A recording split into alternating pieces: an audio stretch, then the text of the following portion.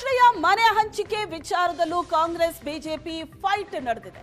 ಚಿಕ್ಕೋಡಿಯಲ್ಲಿ ಮನೆ ಹಂಚಿಕೆ ಕಾರ್ಯಕ್ರಮ ರಣಾಂಗಣವಾಯಿತು. ಆಶ್ರಯ ಮನೆ ಹಂಚಿಕೆ ವಿಚಾರದಲ್ಲೂ ಕೂಡ ಎರಡು ಪಕ್ಷಗಳ ನಡುವೆ ಫೈಟ್ ನಡೆದಿದೆ. ಚಿಕ್ಕೋಡಿಯಲ್ಲಿ ಮನೆ ಹಂಚಿಕೆ ಕಾರ್ಯಕ್ರಮ ಏನಿತ್ತು, ಆ ಕಾರ್ಯಕ್ರಮವೇ ರಣಾಂಗಣವಾಗಿದೆ. ಕೈ ಮಿಲಾಯಿಸುವ ಹಂತಕ್ಕೆ ಹೋದ್ರು ಕಾರ್ಯಕರ್ತರು. ಜೋರು ಜಗಳ ಆಗಿದೆ ಕಾರ್ಯಕರ್ತರ ನಡುವೆ. ಶಾಸಕಿ ಶಶಿಕಲಾ ಜೊಲ್ಲೆ ಮತ್ತು ಬುಡಾ ಅಧ್ಯಕ್ಷ ಚಿಂಗಳೆ ನಡುವೆ ವಾಗ್ವಾದ ಆಯಿತು. ಲಾಟರಿ ಮೂಲಕ ಮನೆ ಹಂಚಿಕೆಗೆ ಲಕ್ಷ್ಮಣ್ ರಾವ್ ಚಿಂಗಳೆ ವಿರೋಧ ವ್ಯಕ್ತಪಡಿಸಿದರು.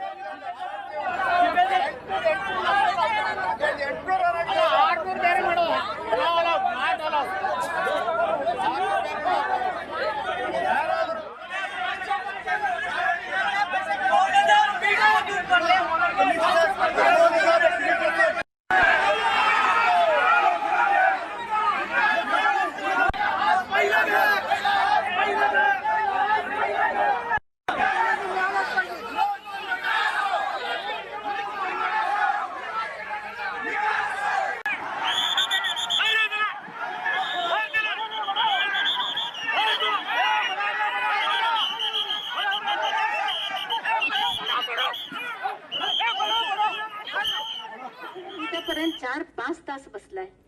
तुम्ही बसाल, परंतु 2-2 वर्षाच्या मुलांना घेऊन आलाय.